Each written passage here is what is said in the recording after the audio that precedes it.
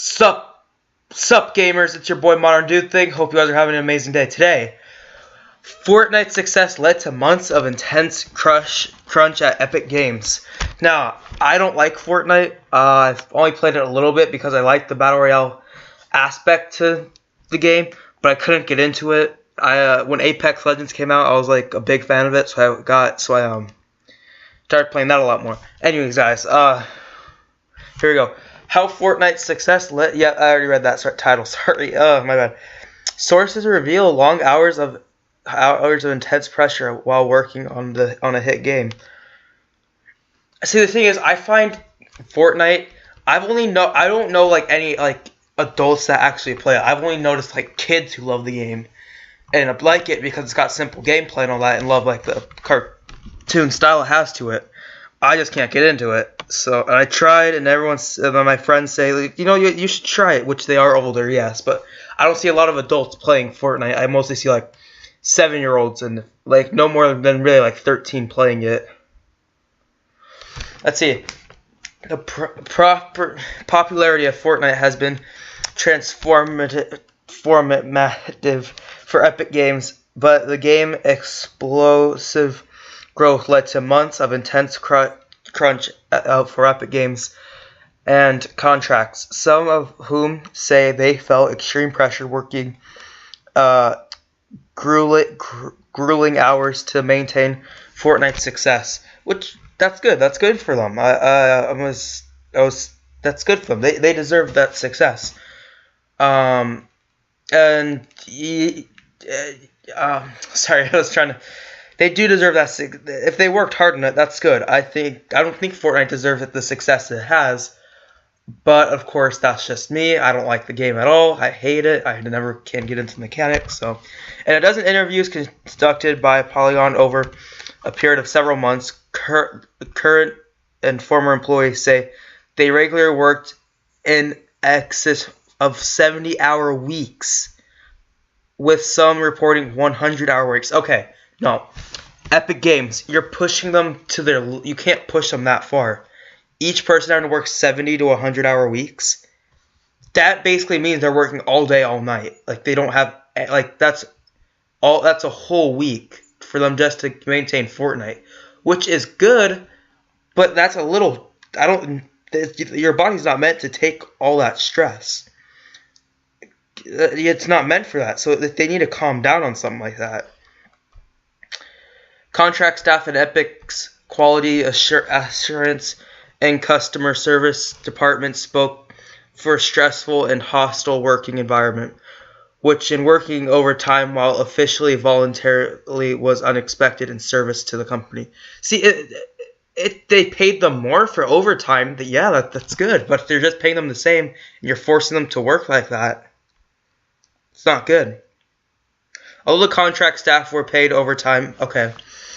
Developers report a culture of fear in which they were expected to pull long hours as a part of their job. Some reported suffering health issues. Yep, I just said that. It's not healthy for you. After working consecutive months of 70-hour weeks. You can't do that for months on end. I get it. They want to keep Fortnite getting a big game so they keep earning money. But you can't keep pushing your workers like this. That's not good for them. Like Epic Games. No, I'm sorry. You don't do that. I don't care about all these llamas and stuff like that. You don't push your workers like that. Crunch is a name given to working intense overtime and sometimes for stretching the last few weeks or months. In the game industry specifically, it was generally associated with the period leading up to the game's launch. But in the age of early access releases, post-launch updates, downloadable content, and games that services crunch can be constant problems. Some, such as Game Workers Unite, are calling for game industry workers to unionize in order to protect their rights. Yes.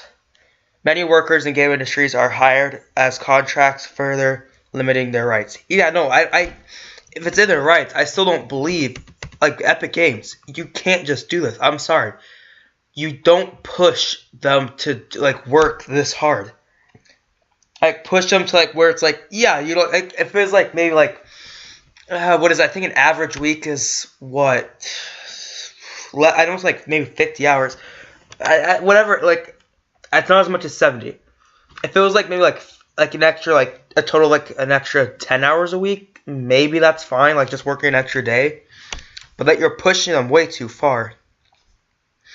Epic launched Fortnite Battle Royale in September 2017 as a free game in which 100 players are dropped onto an island fighting one another until only one remains.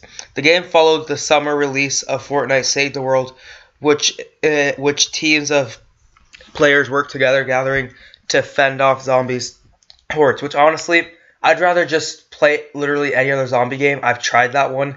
It's really not fun at all. It's like, I know zombie modes get really repetitive, but that one feels the most repetitive. So, yeah. Well, Epic Games spent years developing Save the World, the game's original incarnation. Yeah, that was all supposed to be. Fortnite was all supposed to be that. But then they saw PUBG getting popular with their battle royale, so they're just like, you know what, well, let's hop on this train, and skyrocketed them up. While Epic spent years, the company rushed Battle Royale to the market in response to the success of PlayerUnknown's Battlegrounds. Yeah, that's another thing, yeah. On Windows PC and its impending release on consoles. I've talked to people who say Apex Legends is like copying off Fortnite, and Fortnite's copying off PUBG. But honestly, I don't play Minecraft, but we're all just copying off Minecraft's Hunger Games. So yeah, Fortnite Battle Royale quickly became a cultural phenomenon, earning Epic Games millions of dollars per day. Yeah, that's why they're pushing their people to work these hours so they can keep getting those $1 million per day. And funding rapid growth. At company, it is currently the most popular game in the world, especially among children. Yeah, see, that's the thing, is that I've only seen kids, like I said before earlier in the video, it only seems like kids really play it, and they like it because it's got simple gameplay, and it doesn't take too much skill. Now, I can't stand games where it's not like really, like, I like some games that aren't skill-based, but it's like, I like ones where you have to like learn how to use it, and like if you're more skilled with it, then you can win. Which all you can be more skilled in with Fortnite is the building mechanic, and I hate that building mechanic. So yeah, let's see. It's regular. Let's see. It is regular. It's currently the most. Yeah. Okay. Especially it is regular updates, including new weapons and map alterations, are followed, avoided by millions of players and fans. In matters of months, some of Fortnite's top streamers have become multi-millionaires. Yeah, if you stream let's see, if I really liked Fortnite, I'd stream it. But honestly, like another thing is like what I've noticed that all these little kids are trying to make YouTube channels about them playing Fortnite. It's just no, that doesn't make me the higher ground because I'm working on my YouTube channel, but I just can't. I'm a gamer, yes, so if you guys do want to see gaming, check out Modern Circle Things. Me and my friend Norrell do a great job on it, I think. But yeah, anyways, it's just, those are my thoughts. I'm going to stop rambling because I need to finish I need to keep reading this article. Fortnite Battle Royale is a part of a broad trend in gaming, known as Gamers as a Service, in which popular titles are consistently updated, with new modes, skins, weapons, and characters keep audiences playing. The transition away from hard launches of singular products creates I was saying it right, I said creates a rolling series of deadlines for game markers.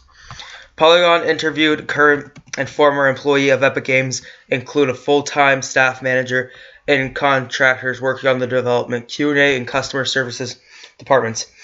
They all request that their identities be protected for fear of retribution from Epic or other employees in the game industry. Epic requires that current and former staff sign non-disclosure assignments limiting their ability to speak about the company's operations. I've worked an average 70 hours a week, said one employee. There are probably at least 50 or over 100 other people at Epic Games working those hours. I know people who pull 100-hour weeks. 100-hour weeks that the company gives us unlimited time off, but it's almost impossible to take time off if I take time off.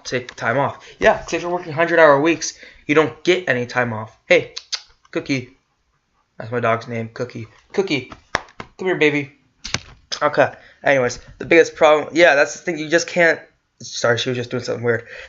You can't force them to work these hours. You can't, they can't take breaks if you're working 100-hour weeks. That's just a full week right there. You're making them get up real early and all that. So it's like, honestly, I would quit. I'd try, I couldn't do that. If I take time off, the workload falls on other people, and no one wants to be that guy. Yeah, so it's like now you're basically obligated to do that. The biggest problem is that we're patching all the time. The I can't read, I'm sorry. Are forced on keeping Fortnite popular for as long as possible, especially with all the new competition that's coming in. Their competition is Apex, which again I think it's a better game overall. And it's created by Respawn, not Epic Games, and Epic Games is trash. They're just as bad as EA in my opinion. Oh, yeah, they're just about as bad as EA. I can't read it. For Epic Games concluded I can't read, I'm sorry. That workers had endured extreme working hours. People are working very hard on Fortnite and other Epic efforts, said spokesperson in an email. In an email interview, extreme situations such as 100-hour work weeks are incredibly rare, and in those instances, we seek to immediately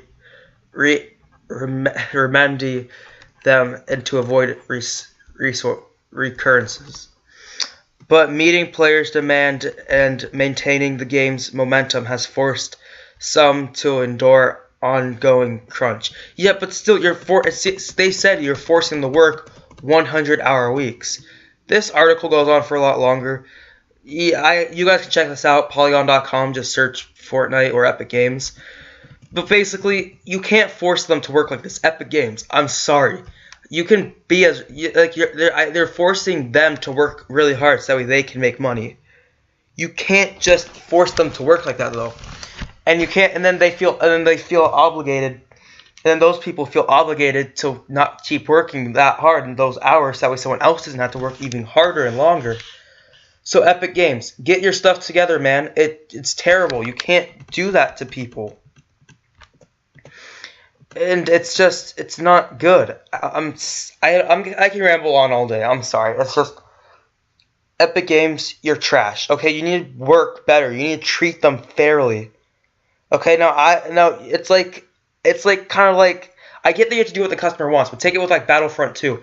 They do patch the game up and fix it about every 2 weeks or something. It's getting kind of consistent, but I don't think EA and DICE are forcing them to work 100-hour weeks.